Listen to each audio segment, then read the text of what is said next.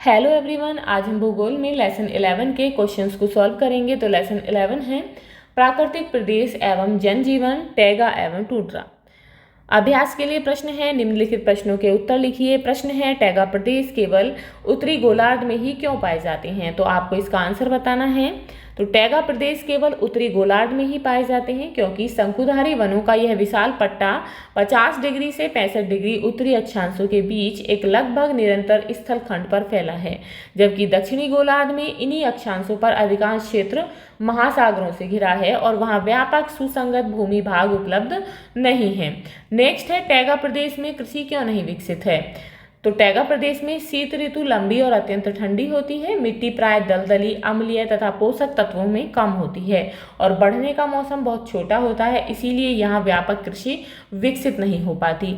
Next है, tundra प्रदेश की प्रमुख विशेषताएं लिखिए। तो टुंड्रा प्रदेश की प्रमुख विशेषताएं इस प्रकार हैं। टुंड्रा प्रदेश अत्यधिक ठंड और कम वर्षा वाला क्षेत्र होता है, जहाँ वर्ष के अधिकांश महीनों में तापमान शून्य से नीचे रहता है और सतह के नीचे स्थायी जमी हुई बर्फ को परमाफ्रॉस्ट कहा जाता है, जो मिट्टी को कठोर बनाए रखती है। इस प्रदेश में वृक्ष नहीं उग पाते हैं, इसीलिए वनस्पति बहुत विरल होती है और यहाँ केवल काई, लाइकेन, कुसुमित घासें तथा बौनी झाड़ियाँ हैं।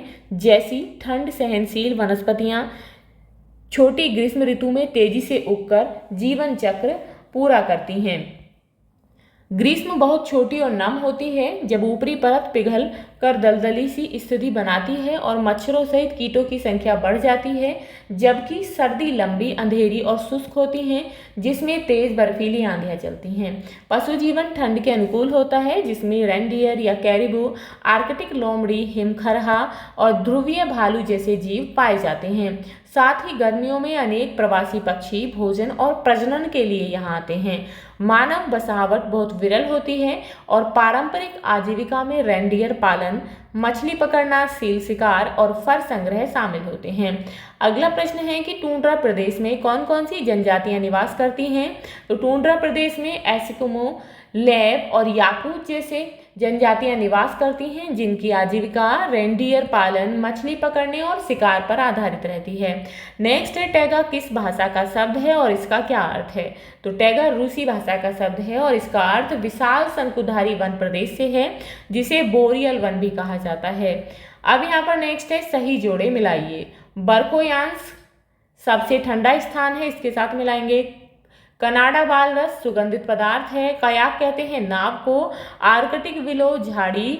उत्तरी ध्रुव पर पहुंचने वाले पहले व्यक्ति हैं रॉबर्ट पियरी और दक्षिणी ध्रुव पर पहुंचने वाले हैं एमंडसन। तो आप जो है इस तरीके से इन्हें मिला देंगे।